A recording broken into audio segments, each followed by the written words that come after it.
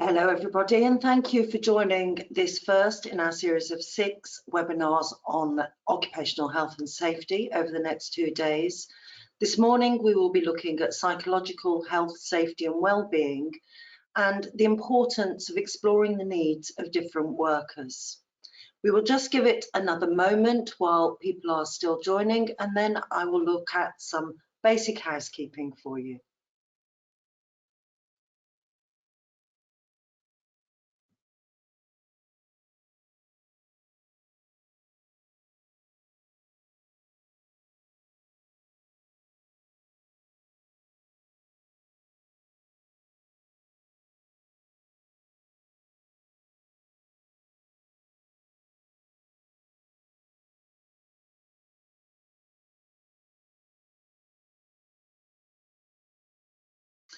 This is a listen-only webinar that is being recorded, so you will not be able to speak to us verbally, but we do welcome your questions via the Q&A function.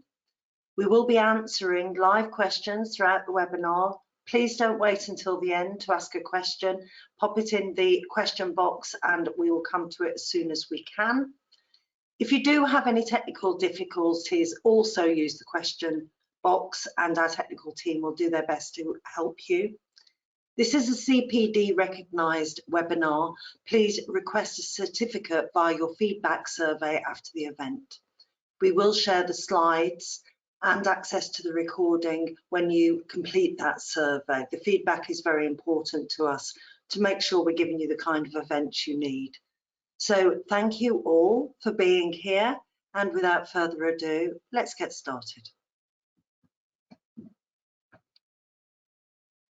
So my name is Sally Swingewood. I'm the Committee Manager for ISO TC 283, the Occupational Health and Safety Management Committee. And I'm joined today by 2 colleagues, Joelle Mitchell and Kate Field. If you'd like to turn your cameras on, that would be great. And I will ask them each to introduce themselves. Joelle, please. Yes, good morning or good afternoon, depending on where you're joining us from the globe. My name is Joelle Mitchell. I'm the Global Head of Psychological Health and Safety with Flourish DX and People Diagnostics. I'm based in Perth, Australia, and I'm an organisational psychologist. Thank you, Joelle. And Kate, please. Morning, good day, good afternoon, depending on where you are in the world. I'm in the UK, hence the dark background behind me because it's still pitch black here. My name's Kate Field. I'm the Global Head of Health, Safety and Wellbeing at BSI. So I'm here to support and help our clients on their health, safety and wellbeing journeys. Thank you very much, Kate. So let's launch straight into it with a general discussion of why should psychological health, safety and wellbeing be at the heart of occupational health and safety management. Kate, if I could turn to you first, please. So, you know, the health in health and safety has always been there, but I think, you know, as a profession, as organisations, it's often been easier to focus on the safety aspects. You know, you look at a machine, you look at what's dangerous, and it's very easy then to come up with a control in terms of a guard. With health, it can feel more complex. And with psychological health in particular, it feels and touches on maybe areas that we feel less confident about, maybe touches on areas of stigma and discrimination around mental ill health and a misunderstanding. Therefore, it's an area that has really been underinvested in. But it's absolutely critical to an organisation to get right. An organisation needs humans, it needs us, it needs people. And therefore, we've got to focus on the needs of those people, and looking at psychological health and safety is really critical as part of that. Thanks, Kate. Joelle, could you build on that, build on what Kate said? Yeah, certainly. I think the other thing really to point out here is the close link between psychological health and safety and your more traditional sort of physical health and safety, where, you know, we know that if people are experiencing psychological distress, whether that's work-related or due to personal reasons, they're more likely to make mistakes on the job, they're more likely to be distracted. So, you know, there is a really clear link, I think, between people's mental well-being and then their performance on the job and the consequences that that can have for not only their own physical safety, but also that of their colleagues. And, you know, in sort of major hazard type facilities, you know, we can talk about really potentially catastrophic outcomes that can be, you know, linked back to psychological ill health that's not been managed well by the employer. Yeah, absolutely. And we've got some statistics on the screen, Kate. It kind of really backs up what Joelle's saying, doesn't it? Yeah, I mean, you know, I think around the world, both organisations of governments have got better at really starting to understand the impact of poor mental health, and when that's caused by, you know, work, and actually something that we can take a proactive steps to address, then, you know, it makes sense to do that. You know, I think the figures on the screen are really staggering, and particularly the bottom one, which was a new study from last year that looked at actually the causes of work-related death from overwork, and there was a very clear correlation that if you worked more than 55 hours a week, you were increasing the likelihood of stroke and heart disease. So there's a really you know, again, this correlation between mental ill health and physical ill health. But I think in the context of an organisation, the other thing that's worth noting is that some studies from the UK's HSE looked at, you know, what the average absence rate was for people who were suffering with work-related stress, depression or anxiety, and they found it was 21.6 days. So that's nearly 10% of a working year that somebody can lose to ill health from work-related depression, anxiety, and other forms of mental health. And can you imagine that for a lot of organisations, losing a tenth of a workforce, if you like, you know, a working person, and they put some costs to that as well, and the average cost of that absence was £18,300. So again, if you're a small organisation, you've only maybe got 4 or 5 people, and, you know, an absence is costing you nearly £20,000, nearly a 10% of somebody's working time in a year, then the impacts of that are really significant. Thank you, Kate. And I apologise for my cat dominating the camera, but, you know, all good in terms of mental health. To stroke an animal is very good for us. If we can go on to the next slide, please. So I think we're already building on this concept that it's not a nice to have good psychological health and safety. And there is obviously an ethical obligation, a human obligation on organisations to look after the people who work for them.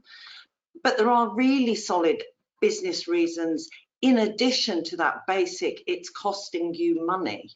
Joelle, if I can come to you, why do you think managing psychological health and well-being builds organisational resilience? We have a lot of organisations putting up personal resilience programs, telling us all to get stronger and never break and just soak it up and soak it up. Well, those stats showed us that doesn't necessarily work, because in the end, overwork kills us. How would you build on that? What's the difference? Yeah, so I think there's a really good important point to make there, that a lot of individuals and even, you know, sort of organisations, consultants that I've spoken to do get quite, I think, concept confusion around this, that they think that a resilient organisation is basically you get a bunch of employees who are resilient, and that means that your organisation is resilient. And that's really not what we mean when we talk about resilient organisations. What we're talking about is the organisation's ability to change and adapt in response to disruption, sort of like what the world has gone through in the past couple of years, a fairly significant disruption.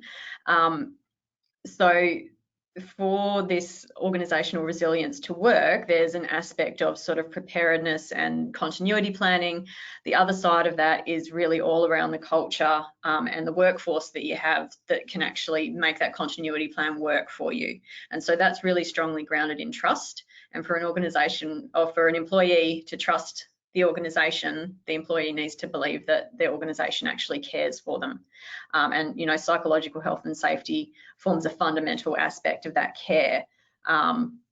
We've also got things like retention, you know, to actually be able to have that continuity plan work properly. We need employees who understand how the business works, who have a level of autonomy that they're able to make decisions without a lot of oversight in immediate sort of response to emerging conditions.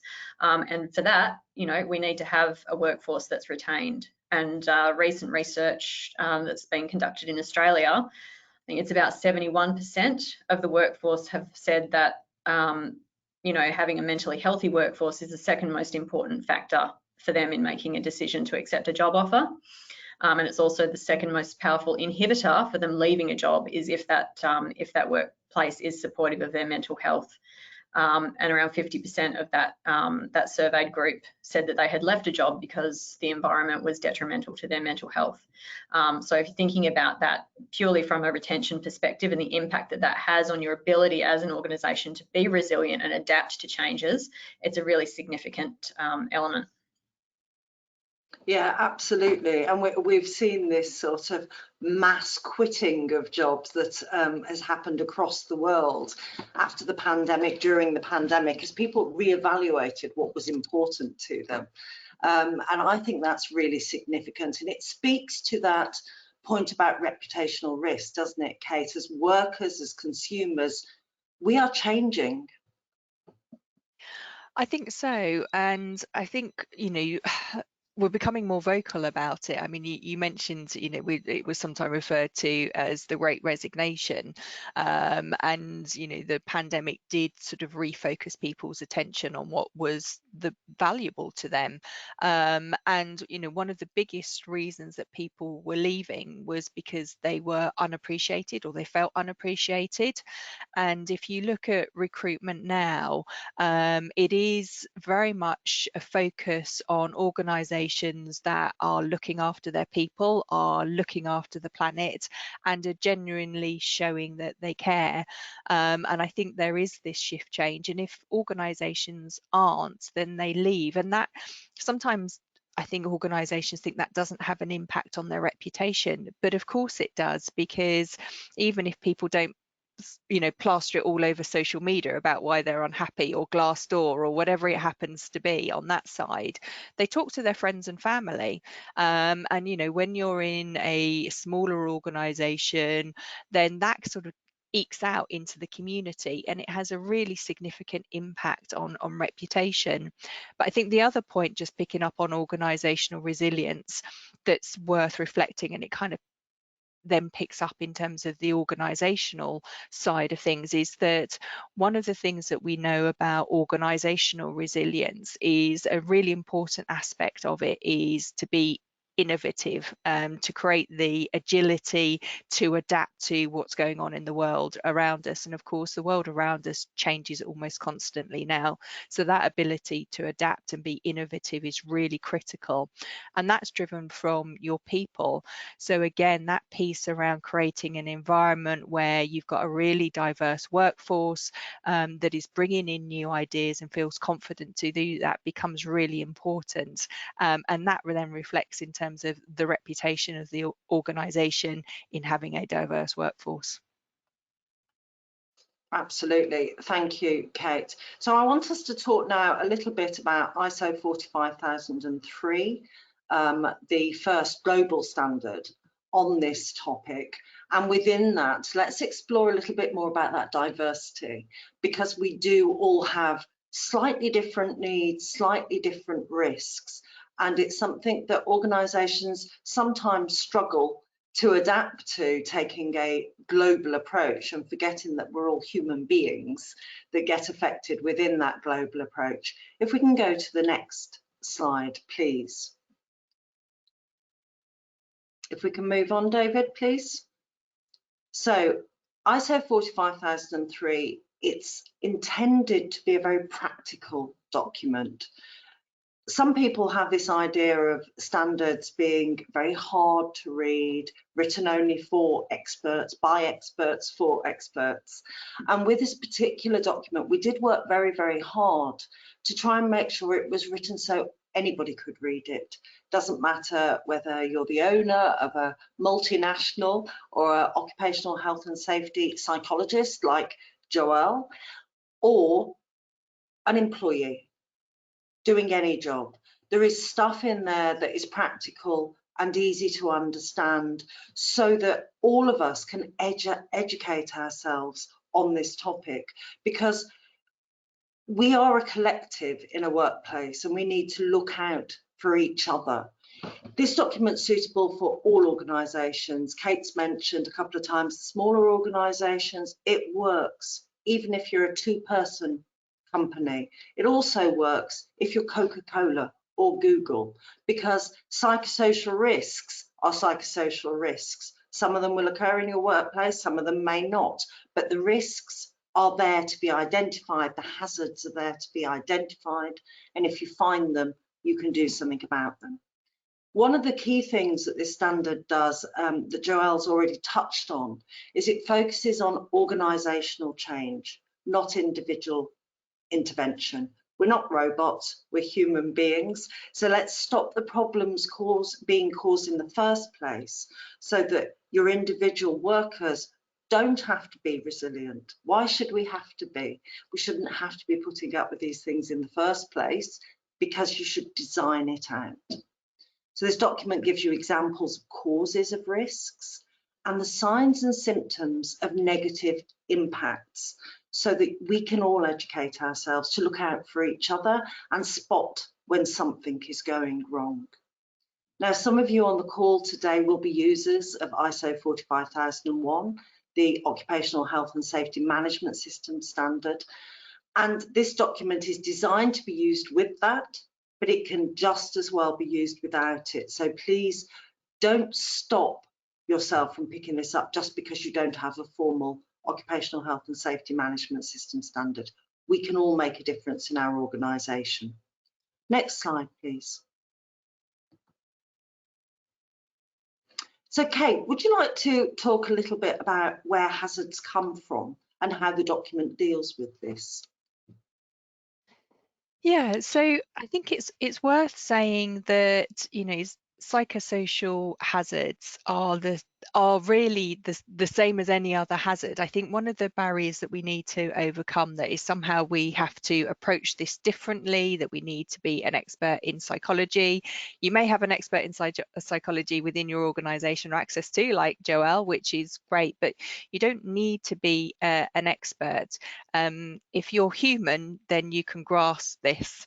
You know, this is about our human feelings, our human reactions to aspects that we face at work. And if you think about it, we've probably all experienced elements of this.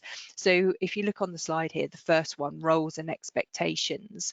So do you understand what it is that you're there to do?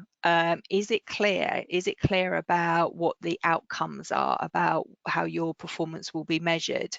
You know, that's something, certainly as I think back through my career, I've certainly had moments where I am uncertain, particularly when you enter a new organisation or you're a younger worker and you've never kind of had any experience about that particular role or that particular organisation. That can often be a huge area.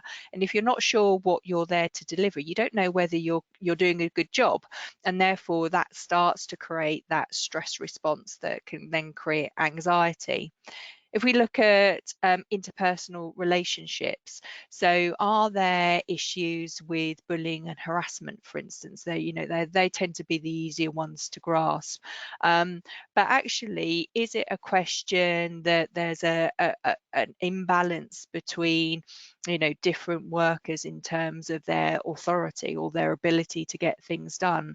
Again, if you think about that within an organisation, your work history, I'm sure there's been moments where you think, well, actually, if I look at another team, you know, there seems to be an issue with somebody really dominating and pushing the team in a direction that maybe they don't want to go.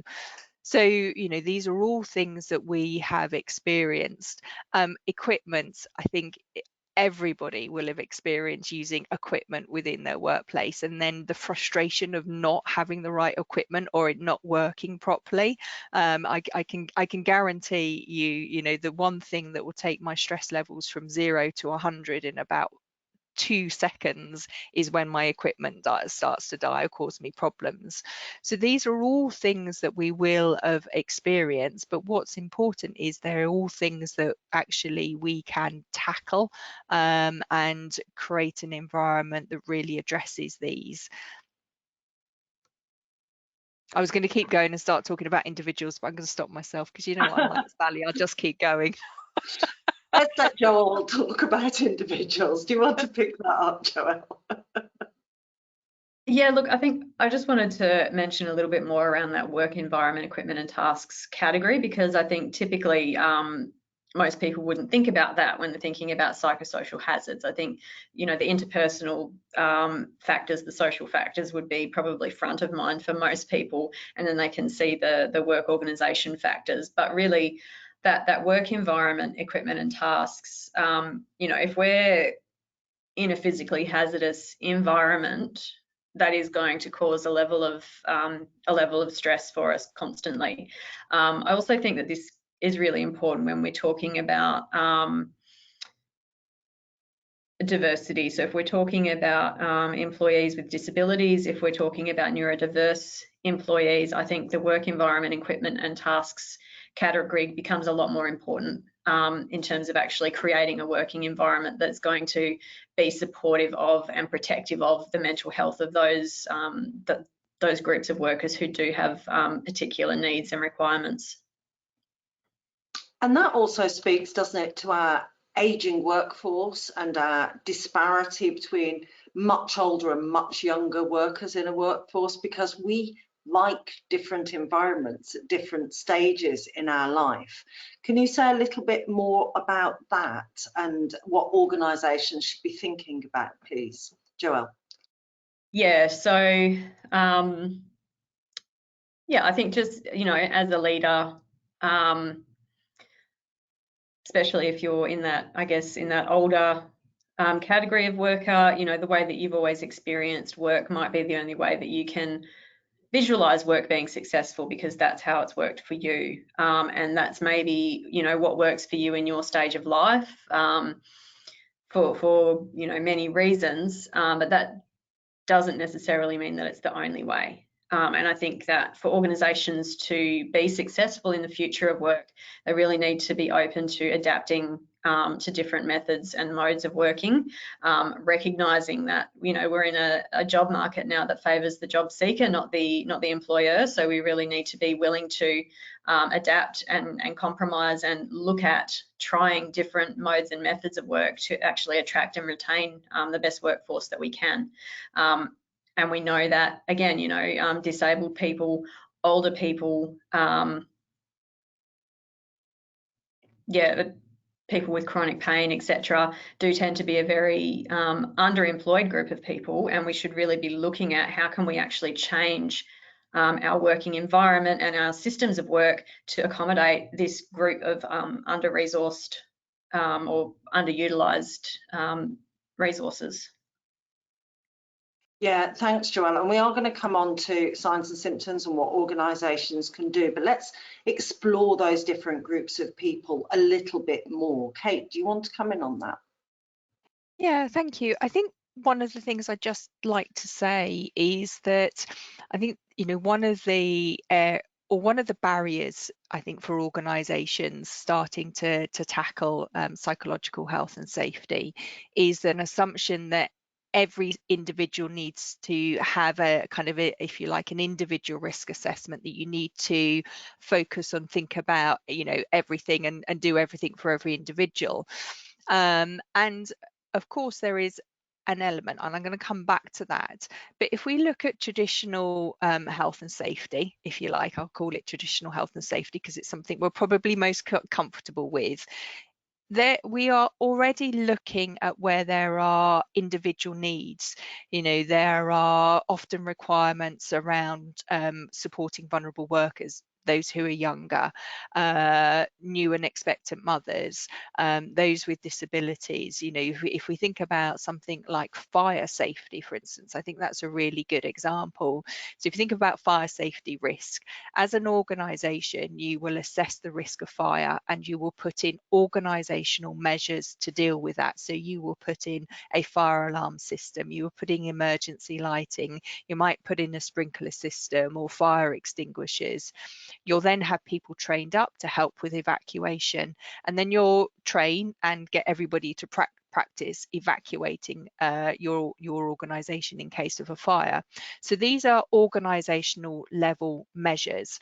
So you approach it as an organisation, but then within the context of that, you're looking and identify whether anybody needs any extra support. So if you've got somebody who's got a hearing impairment, then as well as an audible alarm, you might have a flashing alarm in the area that they work, so that they might not hear the alarm, but then they can see if the alarm is going off. In the same way that you might have somebody who has mobility challenges. So for instance, a heavily pregnant lady might need extra support during an evacuation, particularly if there's a lot of stairs. If somebody has a temporary mobility problem, they've sprained their ankle and they're on crutches, or if they have a more permanent mobility issue and they're in a wheelchair, then you will make arrangements for that individual in the context of that particular risk. And I think this is something that we need to make sure that we understand with psychological health and safety, that actually the majority of what organisations can do are these organisational level interventions, you know, thinking about actually making sure that everybody has a very clear job description, that it's updated if there's change going on, that you've got really effective communication in place, that it's clear around what the expectations are in terms of behaviours, so that you're addressing issues with bullying and harassment. These are all organisational level interventions that you can make. And then it's just identifying, as we would with fire, whether there are particular individuals who might need some temporary support in certain circumstances, or some extra support in terms of ongoing, to make sure that they can adapt within the workplace. So again, just really emphasizing this point that, you know, yes, we need to consider that there may be individuals who are increased risk or need increased support, but that's something we do day in and day out anyway, as you know, in normal health and safety, and therefore we just take that principle over into psychological health and safety. And that applies also, doesn't it, to perhaps less intuitive things. For example, part-time workers are often women, and they often have a lot of responsibilities outside of the workplace which may infringe on their workplace, and that leads to psychosocial risks as well, and potential psychological ill health and harm. And also different employment models. It's not just part-time people who may get left behind, shift workers, the night shift. Are we thinking about the night shift when we're considering the day shift? Are we thinking about contractors who have that potential feeling of instability? They don't know if their contract's going to be extended and if they've got money coming in next month. Or the gig economy, where there are no rights, no employment protections, but these people are still working on your behalf. What kind of risks are we looking at here? And why is it something that people should be thinking about? Joelle, do you want to come in on that? Yeah, look, I think insecure employment, and I guess that it comes down to more financial insecurity. You know, that's a major stressor for anybody. You know, for me, housing security, food security, and, you know, being able to pay your bills, you know, those are sort of the foundations that anybody needs before they can actually be in a position to be sort of mentally healthy. And so if you've got a workforce who you're not actually able to provide that level of just basic security to, then they're going to be in a constant state of some level of stress, you know. And if we think about like the whole stress bucket analogy, if that bucket's already half full just because you're not paying a living wage and people don't know if they're going to have a job next month or not, and those things are avoidable, and there are other reasons, you know, that you're having those types of working conditions, you know, it's reasonably foreseeable that those types of conditions are actually going to create distress for your workforce that can, you know, potentially escalate into psychological injury. So, you know, a lot of these things really are avoidable from an OH&S perspective, and I think that companies probably need to start thinking about, and, you know, certainly in places like Australia and the UK where there are active duties to protect employees against reasonably foreseeable hazards, you know, those duties are actually they override any sort of employment contract clauses or anything like that. So this is a you know, a legal obligation rather than an employment contract obligation. So I think that's going to be an interesting area as we progress probably over the next 5 years to see how regulators respond to those types of employment conditions, and how organisations adapt to increasing regulatory scrutiny in the psych health and safety space. And this comes back to reputational risk, doesn't it? Because if you've got a whole bunch of workers who are feeling insecure, who are feeling stressed, who are concerned about things, they're not going to be giving the service that your company wants them to do, which will lose you customers and lose you people working for you, because most of us would like to know that we will be able to earn enough money each month, rather than taking the gamble that maybe it doesn't work, or you have to work ridiculous antisocial hours day after day after day to make your money. So I think you're absolutely right, Joelle. This is a developing situation as that employment model of platform workers, for example, who sign up to do something but aren't employed. As that grows, we are going to have more and more of an issue. Let's go on and have a look at the signs and symptoms. How do we know something is wrong, Kate? Okay, so I think, you know, it's probably just worth taking a step back on this and just reflecting that one of the key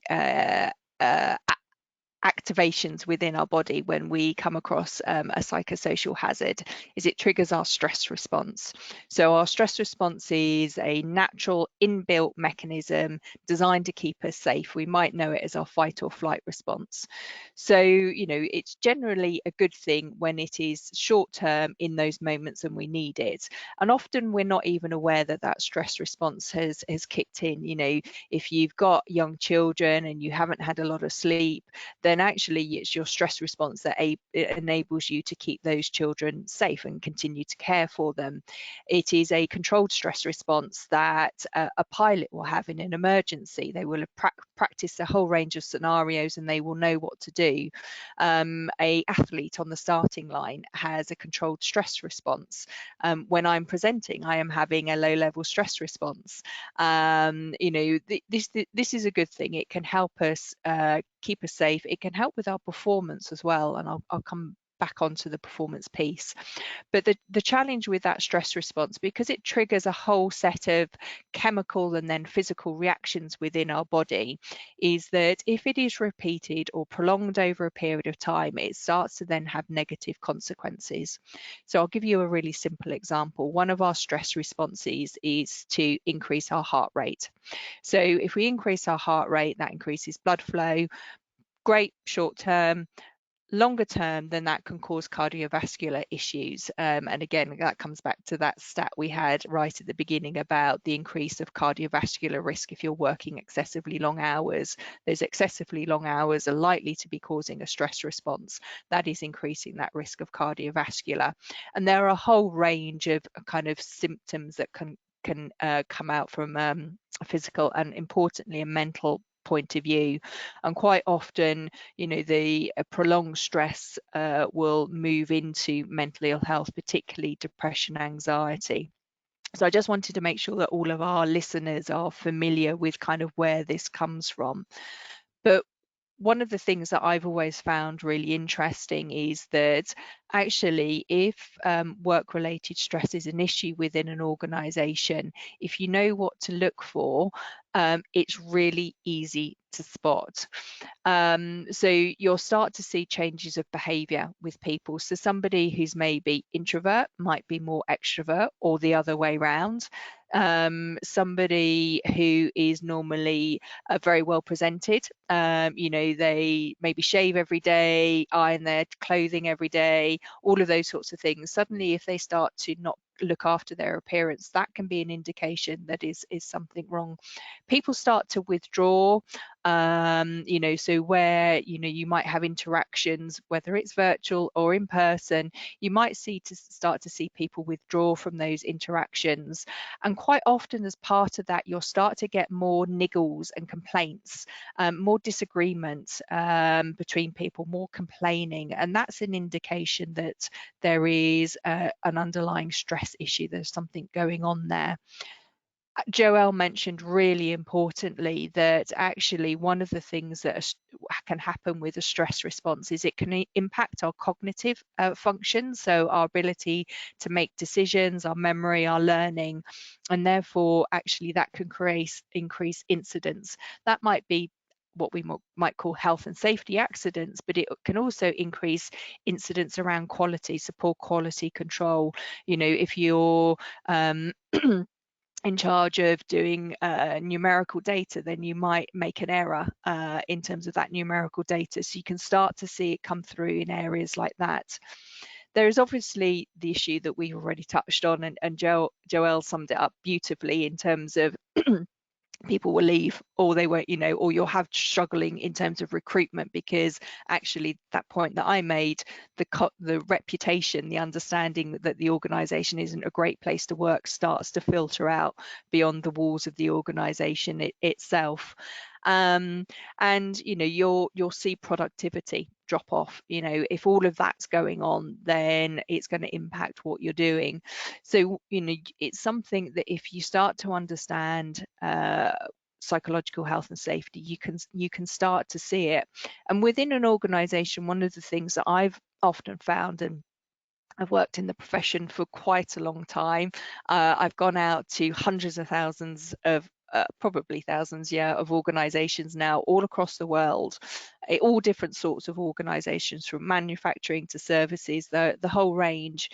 And actually I've got to the point now where I can walk into an organization, I can walk around an organization, and I can get a sense about whether occupational stress is an issue, because you can see it, you know, just even things like people not interacting, people not smiling, people looking stressed, that, you know, then strained, drawn, you can actually start to sense it. So this is something that you will get a really direct impact of. And of course people will start to talk about the fact that they are unhappy, or they're stressed, or they're overworked. Yeah, thank you, Kat. I'm going to move us on to the next slide about what organisations can do about it. We've got a whole bunch of questions beginning to come through with very definite, you know, can you help me with this kind of questions. And one of them is really, really common. As a lower level manager, how can you encourage workers to report incidents like bullying and harassment? How do we change that fear of I'm going to get in trouble if I say there's something wrong, or maybe lose my job because somebody senior is causing me issues and isn't behaving well? What can we do about that kind of thing? It's a cultural change we're looking for here, isn't it? Joelle?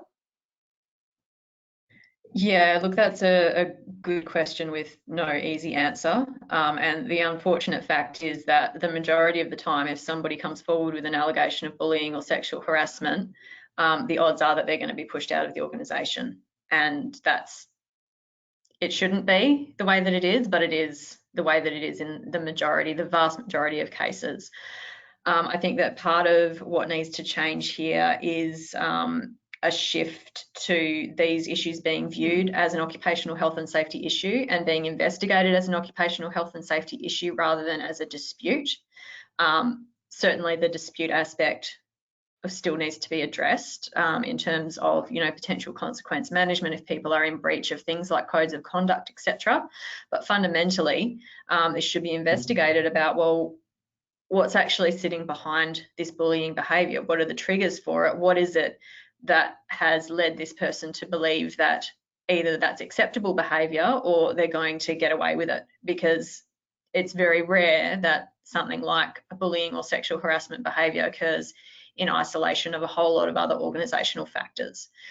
So I think that if I was a manager and somebody came to me with a complaint about bullying and harassment, I probably wouldn't encourage them to report it unless you know that your organisation is actually going to do a really good trauma-informed investigation that is actually led with a health and safety perspective. And I would probably try to work with that employee to come up with other strategies to deal with that.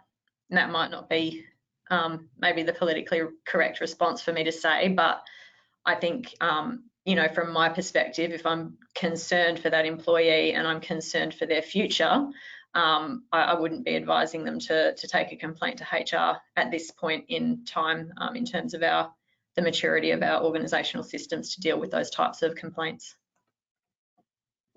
Thanks, Joelle, and that's quite a worrying answer, isn't it? Because none of us should have to put up with any kind of harassment or bullying at work.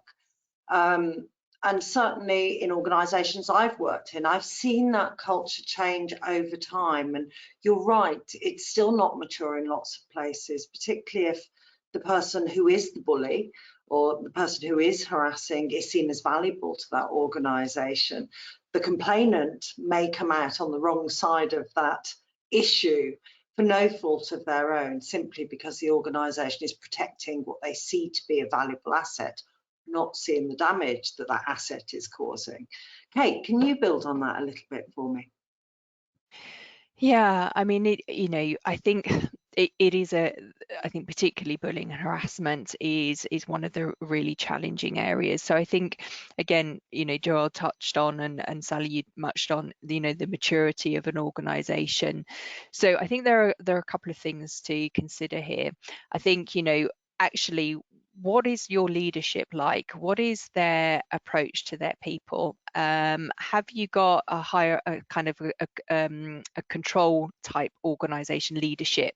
So it's very hierarchical, very much driven down from the top, or have you got a more empathetic leadership? Because actually the sort of the values and the behaviors that your leaders show will be what's then trickles down through the organization.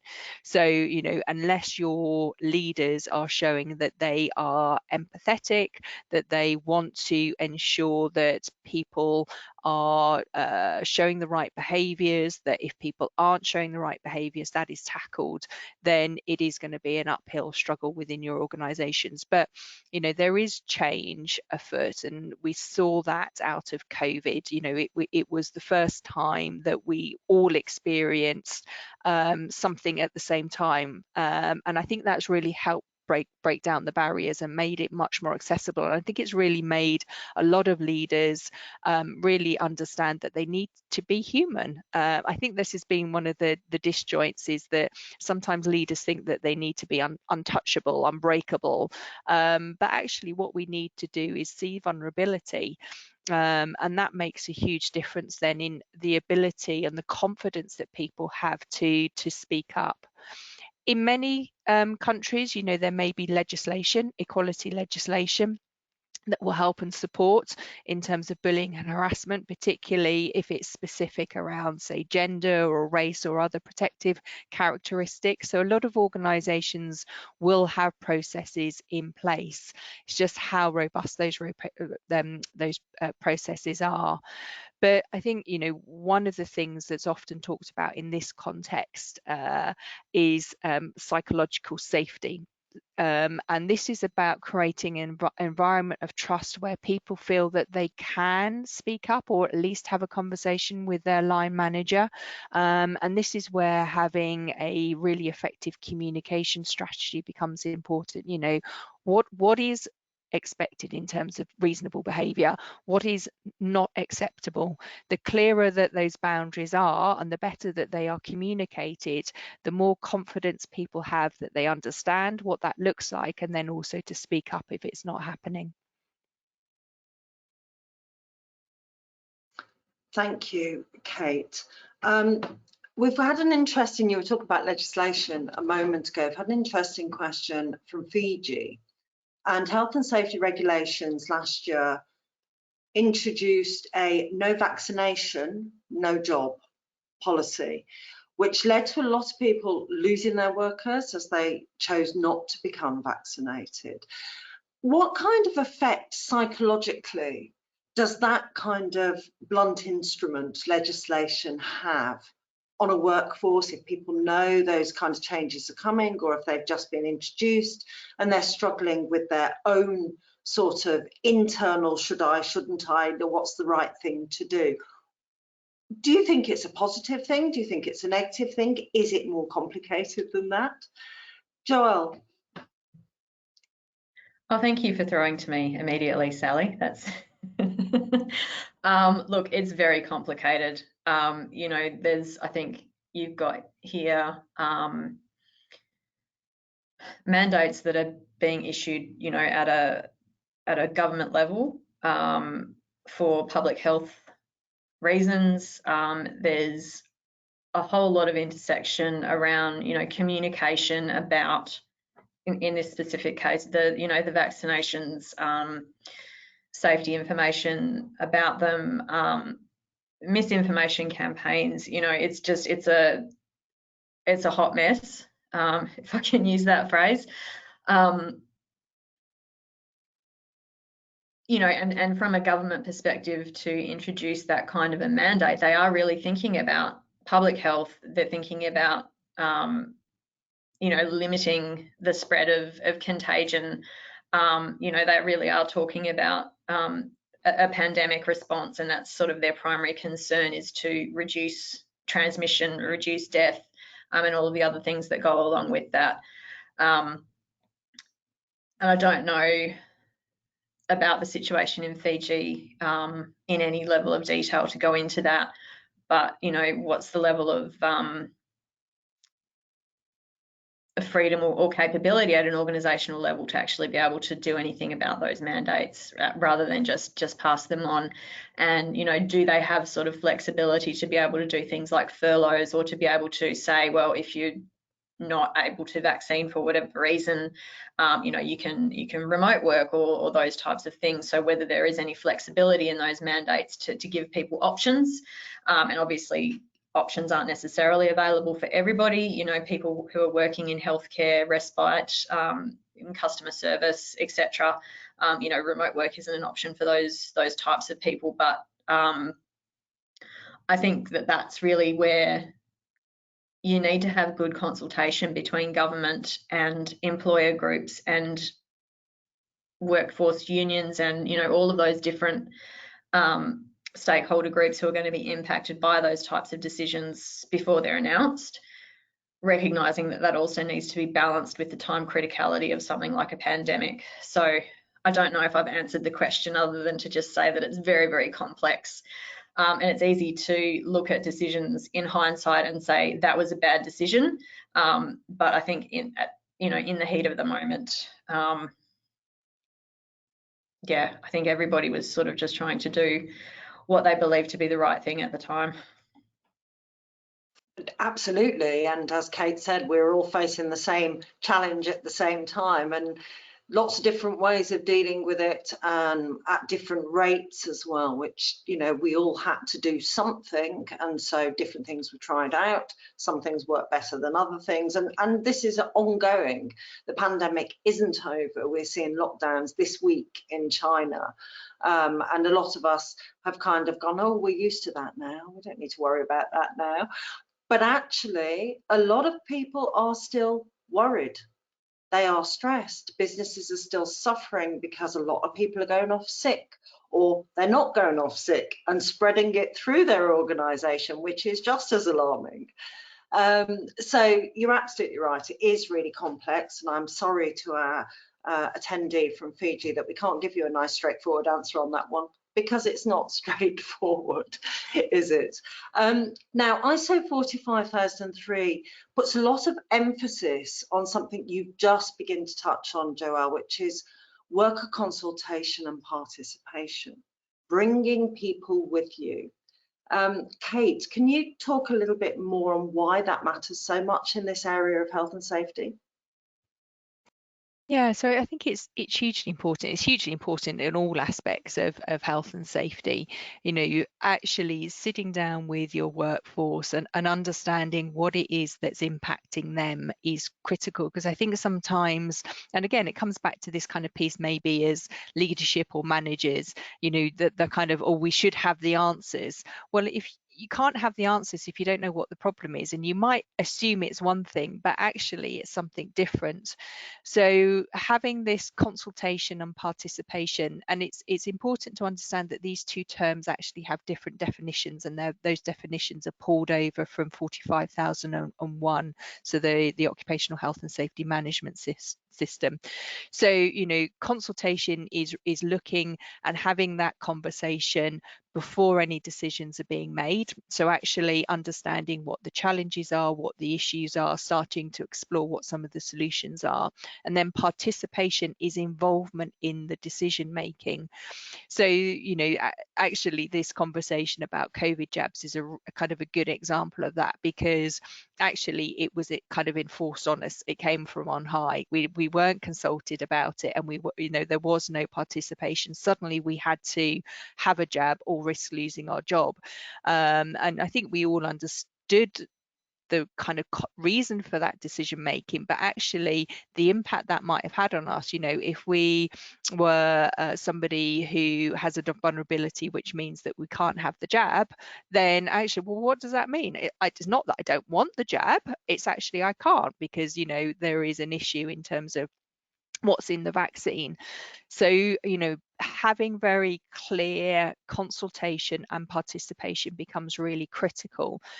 And in particular with psychological health and safety, we need to ensure that the entire diversity of the workforce is incorporated into that.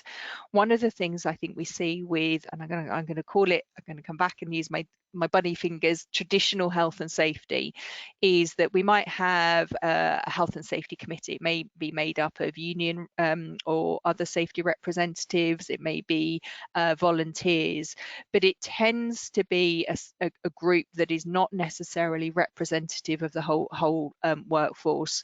So particularly in something like manufacturing, it may be a predominantly male, older safety committee, for instance, and that won't be representative of the entire workforce.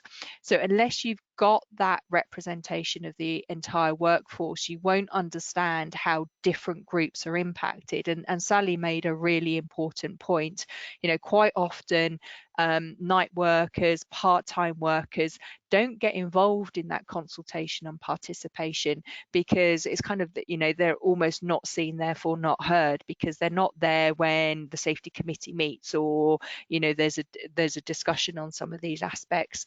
So you've got to ensure that all of your workforce representative across the diversity, whether that's contractual hours, whether that's gender, whether that's race, whether that is other protected characteristics, you need to ensure that that consultation and participation is engaged all of those different groups to really understand what the different impacts are. You know, we talked about things like older workers, you know, well, they will have maybe different concerns about their learning and development than a younger worker, but they'll both have concerns about learning and development and how they keep skilled or get skilled, but they'll have different concerns in terms of what that means and different needs then to resolve it. So, you know, and I think it's worth saying, there's really, really good evidence now from around the world that organisations that have effective consultation and participation have the best cultures, and that culture is what creates trust that then addresses all of these issues effectively. Yeah, thank you, Kate. Really good points.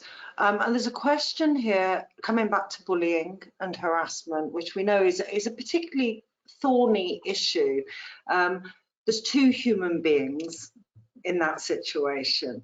And the questioner is saying, proving that it's true is also an issue. The person who is accused of harassment or bullying, they are also being put in a stressful situation, particularly if they don't think they've done anything. So Kate has just been talking about the importance of consultation and participation, building a trusting culture. Can you give any advice, any practical tips for the organisation, for the people dealing with a situation where there are two human beings, one accusing the other of poor behaviours? How do we support the person who is being behaved as well? This isn't just about going, you're right, they're wrong, is it? It's more nuanced than that. Joelle, can you give any help on that one? Yeah, so look, I would say that you need to find an investigator who is skilled and experienced in trauma-informed investigation, because they're going to adopt strategies through that investigation that are going to be supportive of both parties. They're going to be able to recognise different types of behaviour that are associated with trauma that may typically be viewed as unreliable or suggestive of lying, when in fact they are actually reflective of people who have been traumatised, and that's the type of behaviour that they exhibit. So I think that this shouldn't be referred to your normal investigations team who are looking for facts and evidence in the way that they normally would for, for a physical investigation, for example. But really, there are specialists who do trauma-informed investigation. You can have people in your organisation trained up in trauma-informed investigation, and I think that that's really a key component of this issue of dealing with bullying and harassment complaints, that can go a long way to helping organisations manage that issue of, those two human beings and the way that they are actually treated throughout that process. Thank you. And I want to touch on that a little bit more. Let's explore that a little bit more. Now, you're saying don't send it to your normal investigation process or people. What about if there's only 5 people in your organisation? What happens then? What if you don't have teams of experienced people to deal with these issues? Joelle, do you want to carry on with that? Or shall I bring in Kate? Your choice. Let's throw to Kate, shall we? I can see that coming. Look, I think bullying and harassment is an area that can feel like a particular challenge, because quite often, although there often are definitions, it's actually how somebody feels and whether they feel that what their experience is negative and having a negative impact on them. And I think, in small organizations, in some respects, it's actually easier than it is in larger organizations.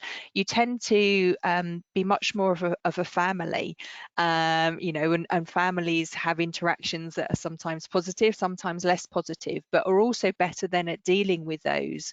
And actually, I think sometimes for a lot of psychosocial risks that we're talking about, sometimes it's much easier for smaller organizations to tackle than it is for larger organizations, because you're all there together. You see those interactions.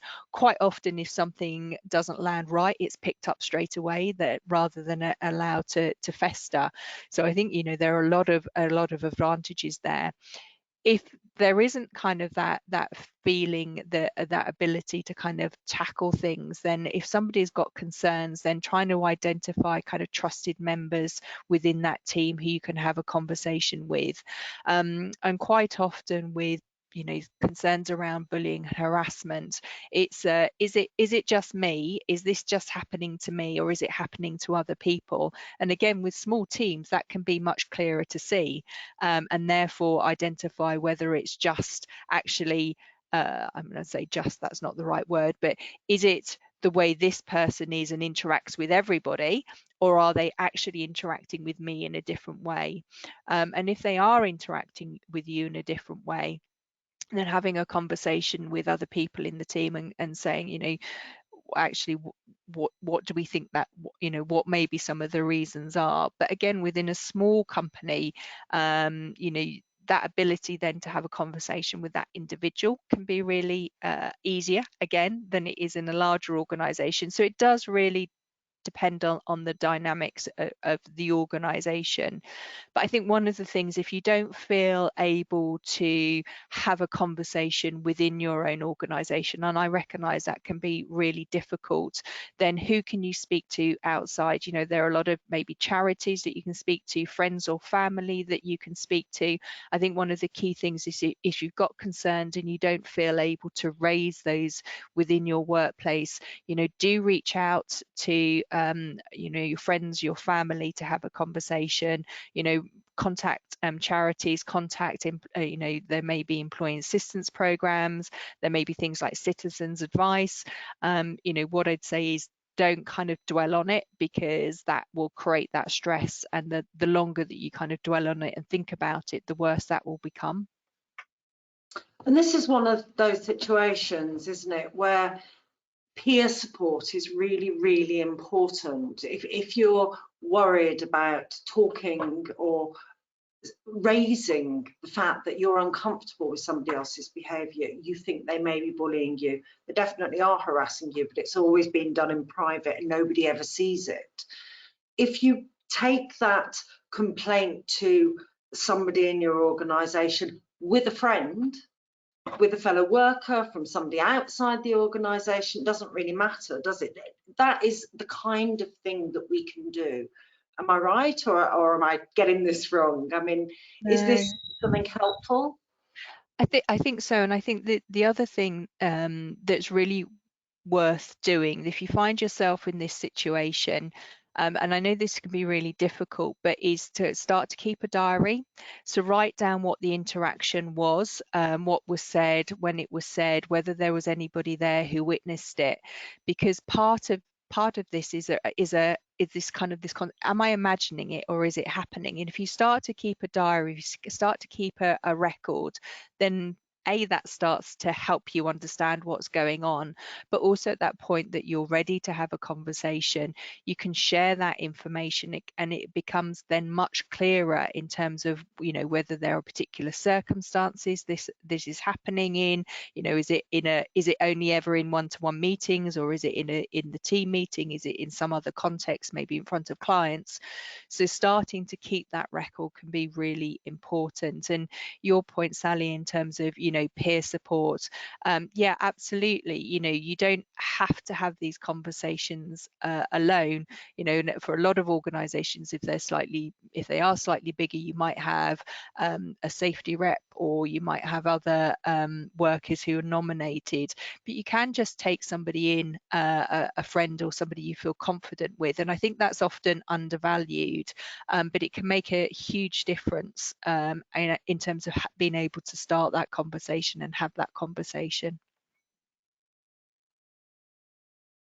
Can I? Yeah, I was coming to you anyway, Joelle. Go ahead, and then I'm going to ask you another question. Yeah, I was just going to add to that. I think something that a lot of the time is overlooked when we're talking about bullying is that, those first few times, if you're sort of not really sure what's going on, you can actually just say to the person, look, I'm not really comfortable with the way you're speaking to me. And sometimes that can be enough to make them stop, because especially if they haven't been doing it intentionally, or their intent is not to make you feel bad or less than, or whatever that might be. So, you know, I've certainly had situations where that's how I've dealt with something, where I've said, look, the way you're talking to me isn't appropriate and it needs to stop. And there's obviously issues of power that come into that, and all kinds of complexity, but that is, you know, that is an option that's available to you as well if you're experiencing that kind of behaviour. And you can, you know, if you're able to do that with more than just that one person there, that can also help as well.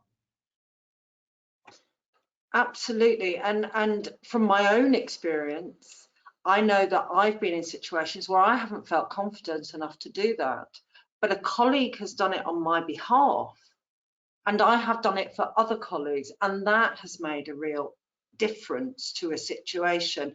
Calling out bad behaviour or perceived bad behaviour might not be intentional, but if it feels uncomfortable to you, then the damage is being done, isn't it? So if we call out for other people as well, that starts to build that trusted culture again that we were talking about before.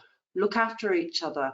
We are human beings and we all need care. We wouldn't let somebody intentionally burn themselves. We'd pull their hand back and say, don't touch that, it's hot. And it's the same thing, isn't it, with psychological health and safety. We can look out for each other, we can speak up for each other and support each other. You don't need to be in charge, you don't need to be the manager, you don't need to be the health and safety rep to do these basic protections of people you work with and for yourself. There's a question in here, Joelle, that I wanted to ask you. Unfortunately, you raised the subject, so it has to come back to you. What does a trauma-informed investigation look like, and where can I get training?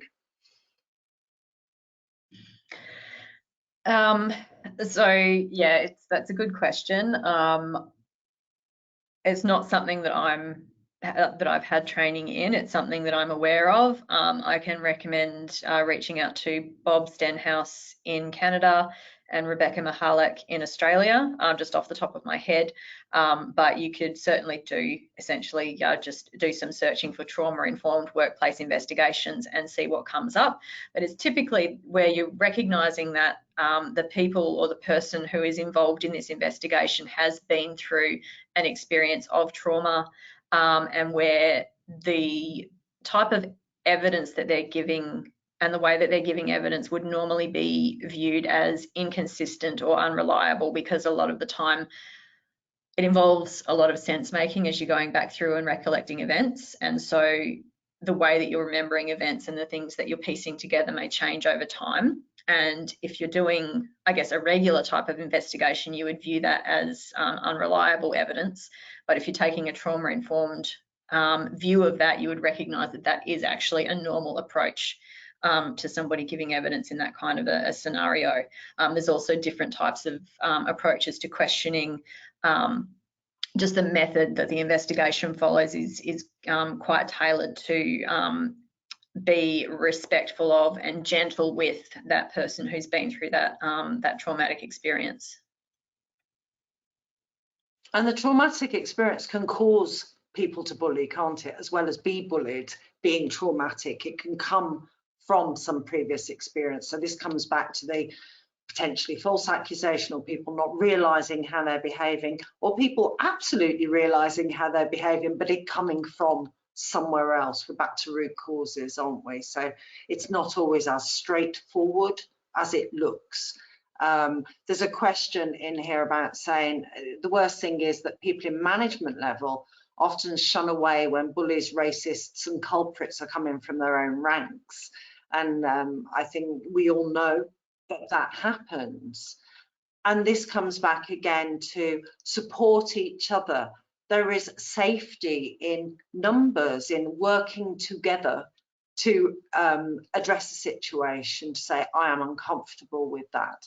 Is there any other advice briefly, because we do need to move on how people can manage up in that kind of situation? How do we deal with it being the bosses who are causing the problem? Maybe Kate can answer that one.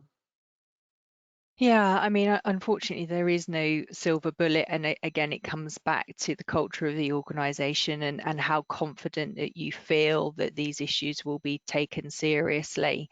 I mean, you don't, I think if you're able to have a conversation with your manager, if it's coming from your manager, that could be great. But I know, and I've been in this situation. You don't, and particularly if you're in a new organisation or it's a control and command structure, that can be really difficult. So then understanding if, again, speak to peers, but what quite often, particularly for bullying and harassment, because it is often covered within legislation, there should be processes in place. So, is it going to your HR? What are the mechanisms for reporting? So looking and understanding those is a really good place to start. And again, getting advice if there isn't, if you're a small organisation, reaching out to something like in the ACAS, or Citizens Advice for guidance can be a good starting point in terms of how to tackle it. Thank you, Kate. And if we can move on, please. We are suddenly running out of time. It feels like we have lots of time and suddenly it all disappears. So we've touched a little bit on the needs of different workers. It doesn't mean, does it, Joelle, that an organisation has to take its workers one by one and go, oh, what are your psychosocial risks? It's more a case of recognising the different needs and having an understanding, or is there a different approach that people should be taking? Yeah, so I think, again, to go back to the more traditional health and safety example, if we're talking about, similar exposure groups from a physical health perspective, we can take that same sort of angle when we're looking at psych health and safety and saying, well, people who are working in a customer service type of a role might be exposed to different types of hazards than people who are working in a back office admin role where they don't have any customer interaction, versus, people who are serving alcohol to customers. We can think about different types of professions or occupations or jobs and recognise that there may be very unique psychosocial hazards. Counselling, for example, there are very specific psychosocial hazards there. And then we can think about different types of demographics, like, culture, gender, sexual orientation, religious affiliations, all of those types of things that can have different types of interactions with organisational systems that can potentially make work more challenging or difficult for us. And again, those are things that are reasonably foreseeable when we think about our employees in terms of the different types of groups that they may belong to. Anything to add to that, Kate? No, I don't think so. Reading the questions that are coming up. Okay, great. Let's go on to the next slide, please.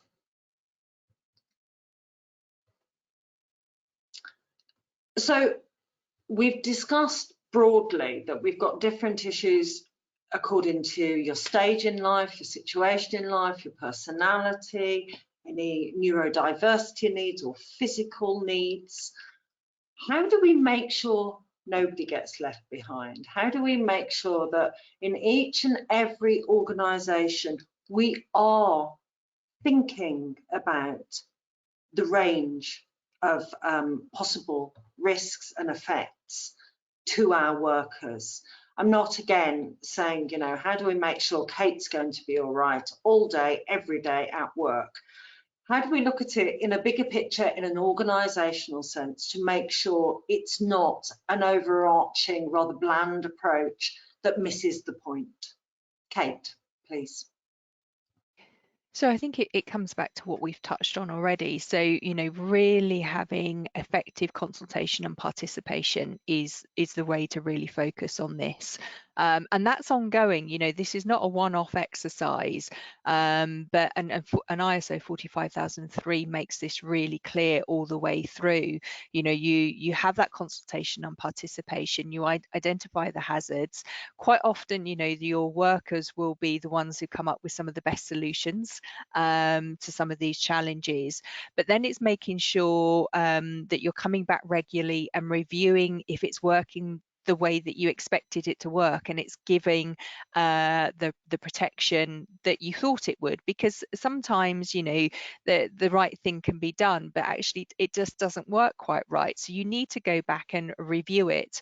So having that process of you know, review is really important. Communication and openness, so that if, you know, again, that culture of trust, so that if people feel something isn't working, that they have a way of raising that, you know, formally or informally. So what does that look like? How can people give feedback? How can they raise concerns if something's not working?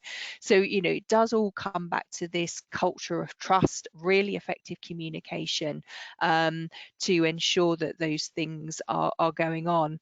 And I think, you know, again, this is something that we do in traditional health and safety. You know, I mentioned personal emergency evacuation plans, PEEPs, from a fire safety point of view, but we do this in other areas as well. You know, so pregnancy is a really good example. You know, during a certain time in a woman's life, you know, there may be a 9-month period where actually there needs to be something adapted because she's pregnant, and then identifying those. So I think sometimes, you know, it is about thinking about what might happen in terms of life changes if people are undergoing treatments for things like cancer. Again, you know, we talk about using the phrase reasonable adjustment, but we recognize that sometimes, you know, there's stuff going on in people's lives that is unique to that period, and therefore they need extra support.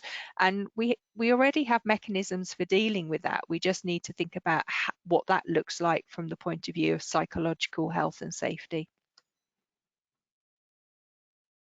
Thanks, Kate. And that's beginning to touch on a question that we have been asked in the chat. Can we use traditional health and safety hazard identification risk assessment when we're looking at psychological risks? Joelle, perhaps you want to pick that up.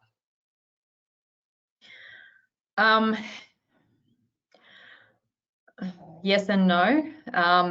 So I think that thinking about it from a model of organizational health and safety can help with framing and help with understanding things like hazards and control measures, and thinking about, you know, on a bow tie, is this control measure that we've got, does this actually happen before the top event or after the top event, for example? So is it actually to prevent escalation of disease, or is it to prevent the illness from occurring in the first place?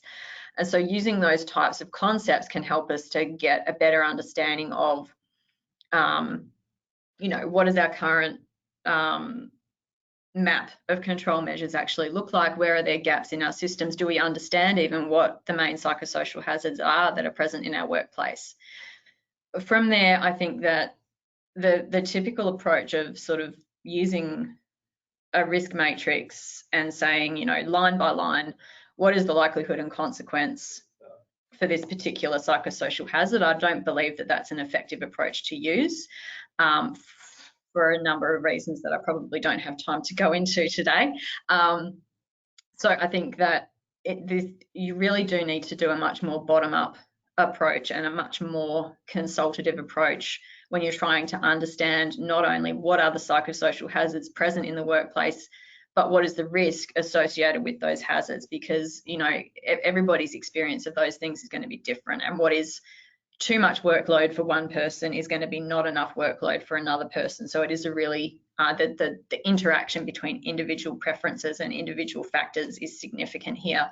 So I think that doing really good quality consultation as broadly across the organisation as you can, not just relying on your typical health and safety committee or health and safety representatives, but getting as large a sample of your employees as possible to actually participate in that consultation is going to be absolutely critical. Thanks, Joelle. Kate, how can 45,003 help organisations with this? Perhaps, you know, an organisation, everybody is managing their health and safety in some way, right? Whether they've got a formal management system or not, they are in some way dealing with risk.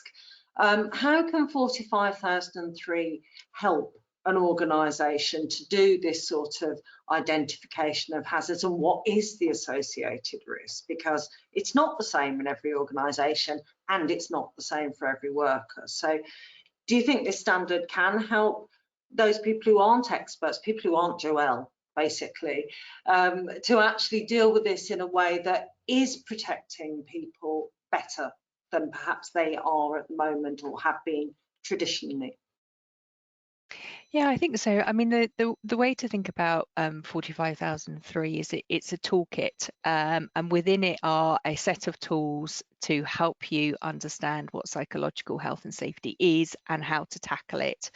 So it provides, so a really good example, you know, we've been talking about psychosocial hazards, and we had a slide there which highlights just some of the psychosocial hazards that are listed in 45,003. So it's a really comprehensive list. So if you're not sure what a psychosocial hazard is, then actually you've got a really comprehensive list within 45,003. If you're not sure what to do, then again, there's guidance in 45,003 about what to do against those types of hazard.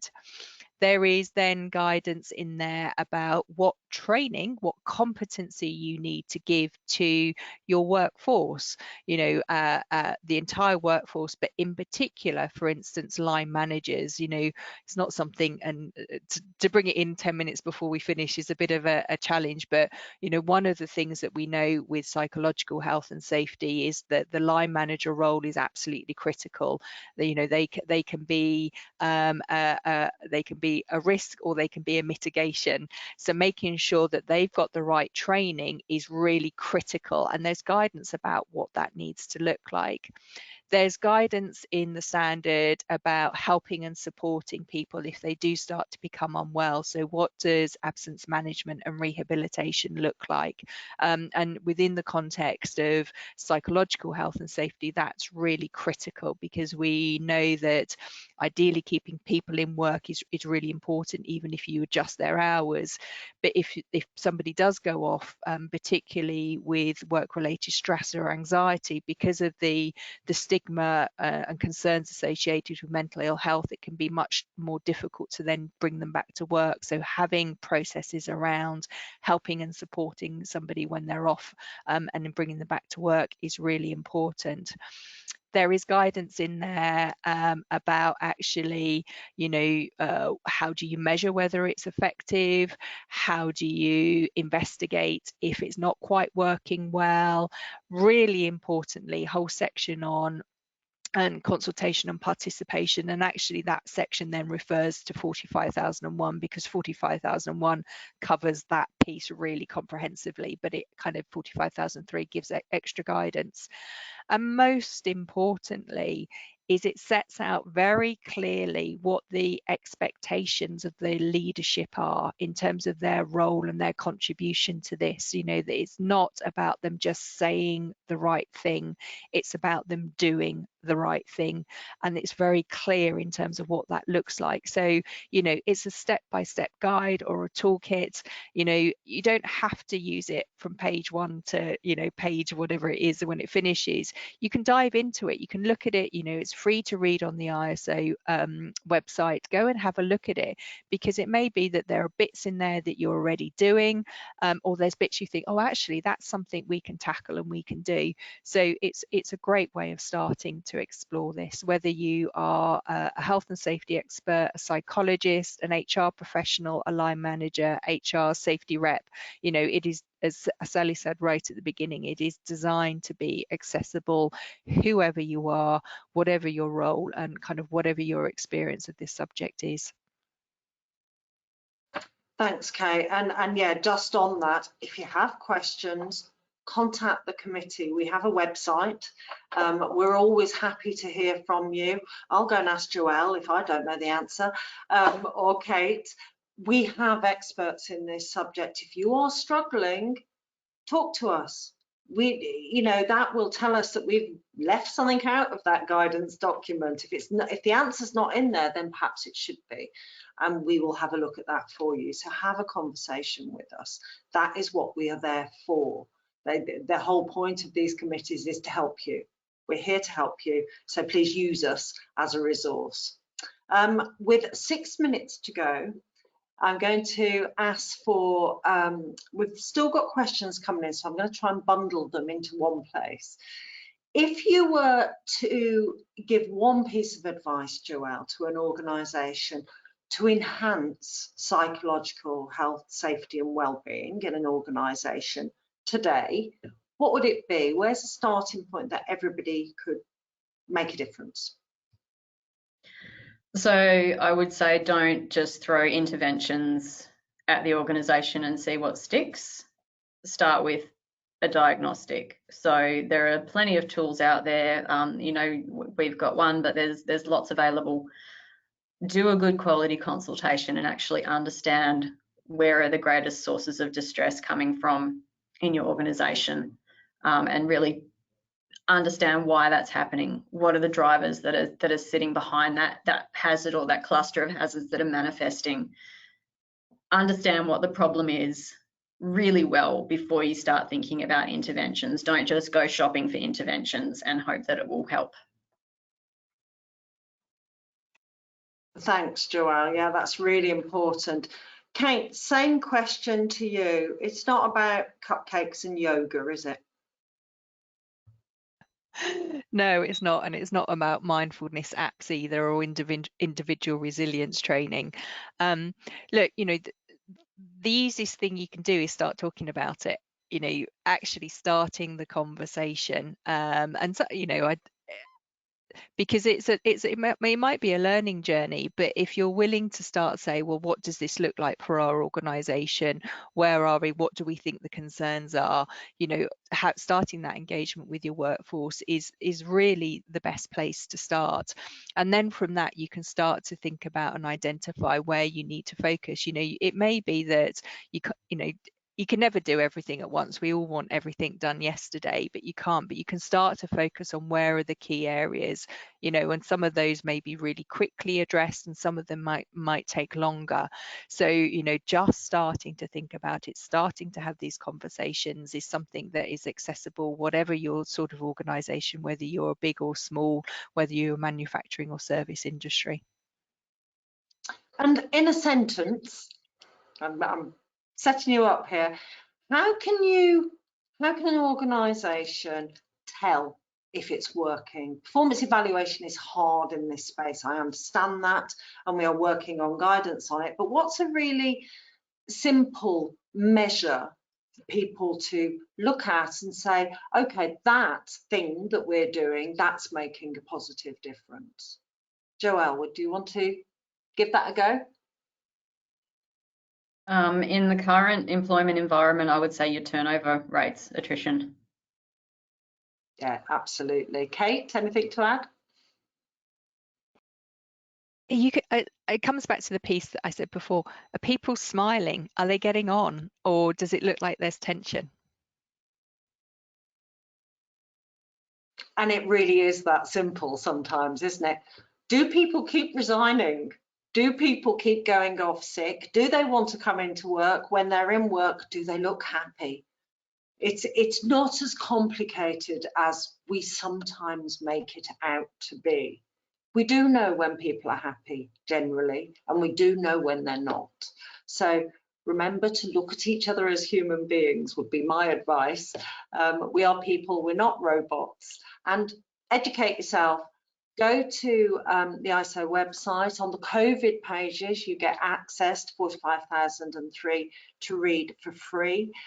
Most national standards bodies around the world have adopted it, and you can buy a copy to have for yours forever, so that you can keep referring back to it. Do follow the technical committee's work on the link here. You will get these slides. If you can't find it through Google, you should be able to find it through Google, but if you can't, these links are coming to you.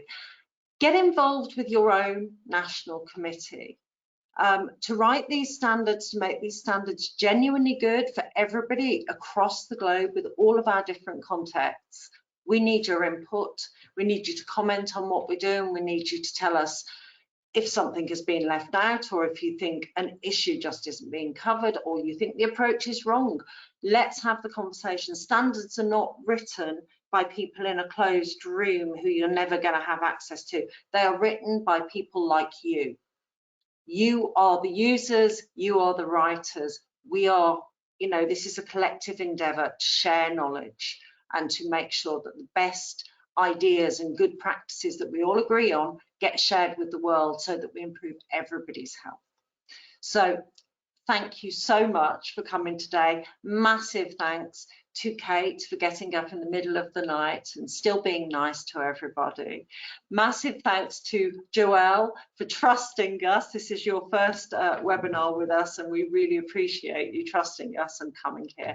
You've both been fantastic speakers. I hope we see you again at another event soon. Everybody, please pass on the link for the on-demand to anybody who hasn't watched this before, didn't make it today. That will be made available to you after the events are over if you complete the event survey. Do complete the survey so we can get it even better for you next time. And do join us at 1300 UTC when we're going to be exploring the OH&S risks arising from climate change and climate action. It's a hot topic, pardon the pun. Please do get involved. Thanks, everybody. Bye.